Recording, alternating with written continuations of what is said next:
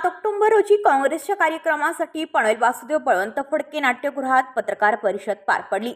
या पत्रकार परिषदेला जाताना अचानक एका पत्रकाराला दुपारच्या वेळेस फिट आली आणि सर्वांनाच धक्का बसला। मात्र यावेळी पनवेल महानगरपालिकेचे वासुदेव बळवंत फडके नाट्यगृहाच्या परिसरामध्ये एकही रुग्णवाहिका उपलब्ध नव्हती। रुग्णवाहिकेसाठी नाट्यगृहातील काही कर्मचाऱ्यांनी रुग्णालयामध्ये फोन केला असता कळंबोलीला रुग्णवाहिका आहे असं सांगून 1 तासापर्यंत कोणतीही रुग्णवाहिका तेथे पोहोचली नाही। सर्वसामान्यांचे जर असेच हाल होत असतील तर लाखोच्या संख्येने येणारे जाणारे नाट्यगृहामधील प्रेक्षक जर ऐन वेळेला रुग्णवाहिकेची त्यांना गरज लागल्यास त्याला कोण जबाबदार राहणार असे प्रश्न उपस्थित केले जात आहेत। महानगरपालिकेला नागरिकांची सोय करता येत नाही। इतर पत्रकारांनी याबद्दल आक्रोश व्यक्त केला आहे। अशा या हलगर्जीपणामुळे एखाद्याचा जीव जाण्याची शक्यता आहे।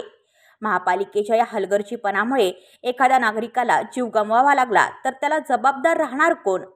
आयुक्त आणि उपायुक्त हे सर्व निवडणुकीचे कामकाजामध्ये व्यस्त आहेत, पण नागरिकांचे होणारी गैरसोय यांकडे त्यांचे लक्ष नाही।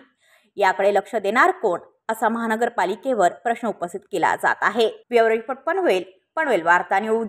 आपल्या परिसरातील बातम्या आमच्यापर्यंत पोहोचवण्यासाठी स्क्रीनवर दिलेल्या क्रमांकावर संपर्क साधू शकता। दूरध्वनी क्रमांक 8652414343।